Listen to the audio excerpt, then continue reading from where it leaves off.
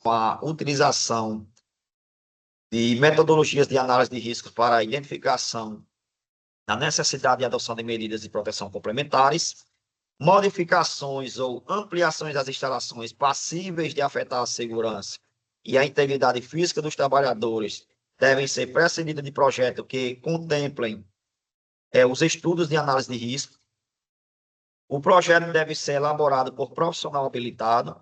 No processo de transferência, enchimento e de recipientes ou tanques, devem ser definidas em projeto as medidas preventivas para eliminar ou minimizar a emissão de vapores e gases, controlar a geração, acúmulo ou descarga elétrica estática. Prontuário da instalação. O prontuário da instalação deve ser organizado, mantido e atualizado pelo empregador e constituído pela seguinte documentação: projeto da instalação, o plano de inspeção e manutenção, a análise de risco prevista no item 20.7.1, plano de prevenção e controle de vazamentos, derramamentos, incêndio e explosões e identificação das fontes de emissões fugitivas e o plano de resposta à emergência. Os prontuários das instalações classe 1, 2 e 3 devem conter um índice. Os documentos do prontuário das instalações classe 1, 2 e 3 podem estar separados, desde que sejam mencionados no índice a localização destes na empresa e os respectivos responsáveis, podendo ser mantidos em sistemas informatizados.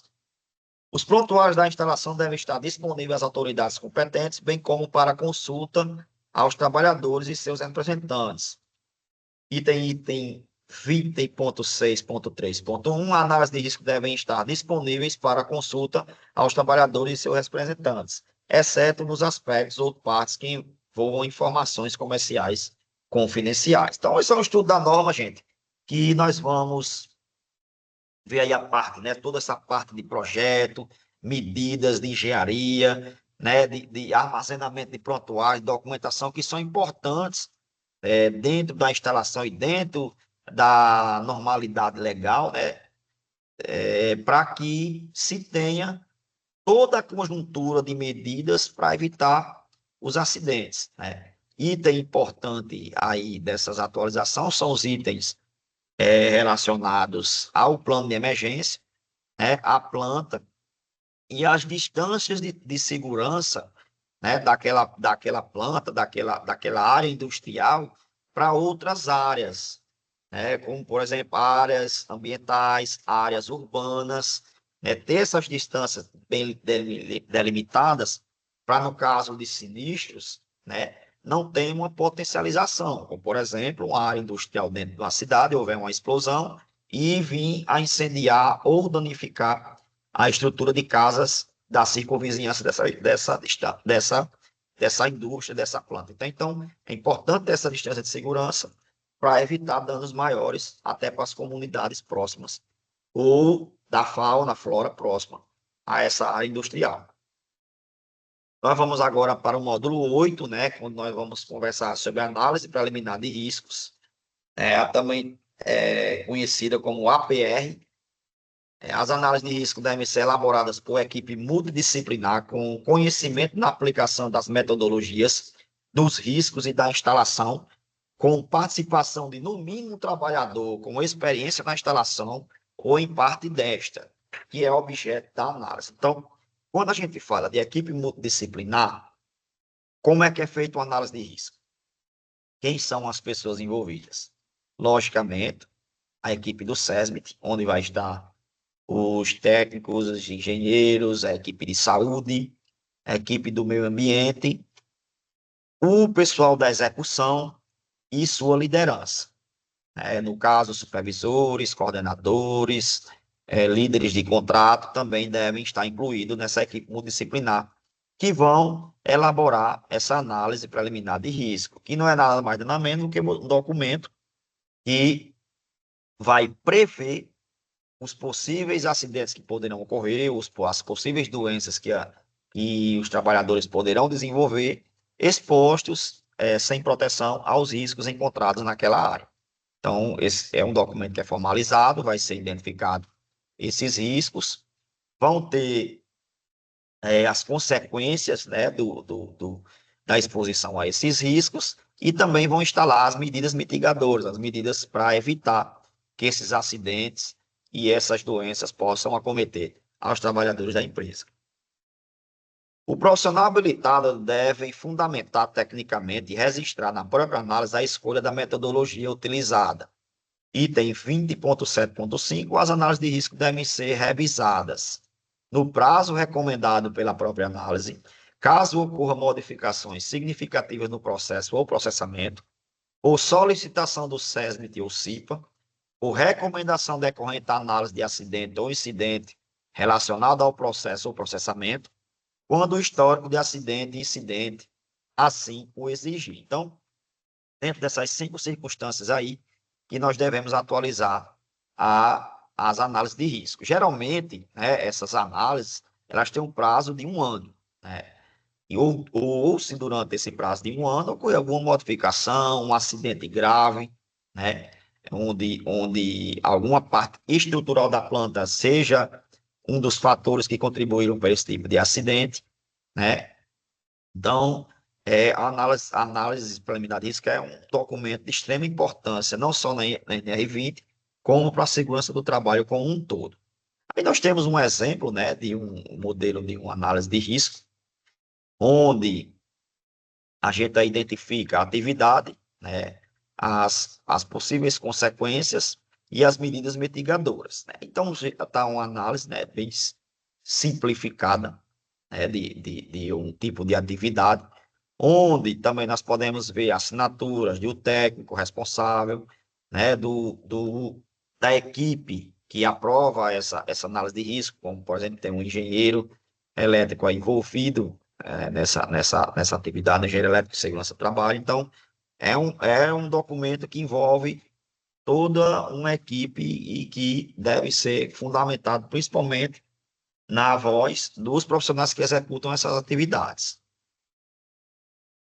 Conceitos: a análise preliminar de risco consiste em uma avaliação prévia e aprofundada sobre os eventuais riscos envolvidos em um projeto ou atividade de trabalho.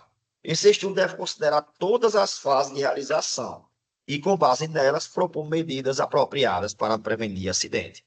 Então, a análise vai ser um documento que vai registrar todas as atividades do início, meio e fim, né, da cadeia produtiva daquela planta, indústria ou daquela empresa, né, onde dentro dela vão estar todas as medidas de segurança adequadas para evitar que doenças ou acidentes sejam ocorridos naquele trabalho, né?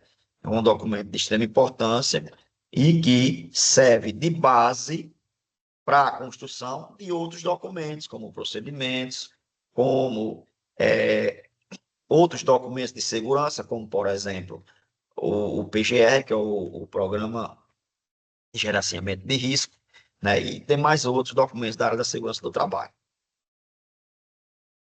Então, a gente aqui tem um exercício prático, né, que a gente pode conversar, né, em relação às 4 etapas de análise de risco, como montar uma análise de risco, como identificar riscos e perigos e quais ações necessárias para desenvolver uma análise de risco. Fica aí esse exercício prático para vocês mentalizarem e depois trabalharem isso de uma forma voltada mais para atividades que vocês executam. Então, a questão, né, identificar risco. Alguns riscos podem ser mais evidentes do que outros, porque eles são comuns e bem conhecidos em determinadas atividades. A avaliação do risco, controle do risco e revisão do controle do risco. Aí são conceitos, a questão, análise criteriosa do projeto, identificação do risco, análise qualitativa e quantitativa dos riscos, definição de ações que possam mitigar os problemas caso eles ocorram, acompanhamento e monitoramento do projeto, a avaliação dos erros para evitar que eles aconteçam novamente. Os riscos e perigos devem ser identificados de acordo com o contexto de sua organização, bem como os incidentes internos e externos, incluindo emergências e atividades que causam incômodo no entorno. Pode ser, por exemplo, ruído, odor, entre outros mais. Reconhecimento do risco. Essa etapa consiste na descoberta dos riscos, isto é, determiná-los e assim considerar o que é um risco para a organização e pontuar as características, prosseguindo para as próximas fases: categorização, prioridade da análise, tratamento dos riscos e monitoramento.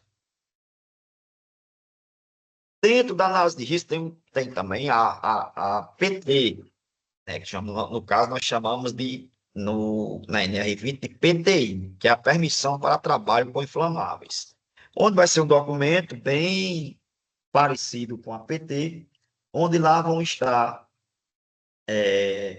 formalizado as medidas, né, de prevenção de acidente, como também as pessoas responsáveis pelaquela atividade, execução, a parte de execução e de liderança daquela atividade. Aí são exemplos, né, da PTI, né, mas alguns itens, né, que vão sendo marcados aí para determinar qual tipo de atividade. Módulo 9, né, que nós vamos ver os procedimentos para a emergência, como, por exemplo, o PAI, né, o que é o Plano de Atendimento à Emergência, também tem o PRE, Plano de Resposta à Emergência, mas todos eles possuem a mesma estrutura e o mesmo objetivo, que é o quê? Proporcionar aos ocupantes preparação para uma resposta rápida, eficiente e segura em situações de emergências, responder a uma emergência, priorizando a proteção efetiva da vida, a segurança e o bem-estar do público, a prevenção do meio ambiente, da reputação e da imagem da instituição, protegendo as instalações até o restabelecimento seguro das operações, designar a equipe que administrará a emergência, definir a relação e responsabilidade da equipe de atendimento a emergências, definir os procedimentos a serem seguidos em caso de uma emergência e documentar todos os recursos utilizados nas ações de controle e extinção da emergência e cumprir a lei e normas vigentes. É importante, gente, nesse ponto de cumprir a lei, né, como a gente conversou em relação à parte de prevenção, né, de incêndio, cumprir a legislação de cada estado, né? Como eu falei anteriormente, cada bombeiro, cada corpo de bombeiro de cada estado vai ter suas instruções técnicas. Então, em cada estado a gente percebe que existe uma diferença, né? Então, é importante entrar em contato com o corpo de bombeiro daquele estado e ver quais são as instruções que eles têm lá como de cumprimento das empresas, né? Para fortalecer, né, a documentação e as ações de segurança contra os acidentes e incidentes. Consideram-se como emergências situações especiais decorrentes de acidentes e incidentes de qualquer natureza, capazes de provocar danos a pessoas, equipamentos ou ao meio ambiente, exigindo para o seu controle e eliminação a interrupção obrigatória e imediata das rotinas normais de trabalho, podendo ser de emergência de pequeno porte, que é a emergência decorrente de pequenos focos, que, se imediatamente combatida com os recursos humanos e materiais disponíveis no local de sua ocorrência, não impõe em risco a segurança das pessoas, instalações ou do meio ambiente. Um exemplo de pequeno porte: você está lá executando seu serviço e você vê uns pallets de madeira pegando fogo. Então, você vai lá automaticamente, pega o extintor, vai até aquele pallet de madeira, aciona o extintor, debela o princípio de incêndio, tudo ok, a equipe do SMS, Segurança do Trabalho, vai fazer a análise daquela ocorrência e os trabalhos vão continuar normal. Isso a gente considera como uma emergência de pequeno porte. Emergência de médio porte é emergência cujo controle demanda e envolvimento da brigada de emergência local, em que, não havendo pronto combate ou controle, pode implicar em prejuízos humanos, materiais ou ambientais, com risco de comprometimento da continuidade operacional do setor atingido. Pegando o exemplo do pallet, em vez de ser um pallet, seja uma pilha de pallets. E essa pilha de pallets, ela já está próxima a um galpão, onde tem alguns produtos inflamáveis ou combustíveis. E nessa situação, você tem que acionar a brigada de emergência. Porém, houve a debelação do fogo, houve a contenção desse incêndio, porém não houve danos, mas existiu sim uma potencialidade de danos humanos e estruturais maiores. Então, por essa condição, nós consideramos esse exemplo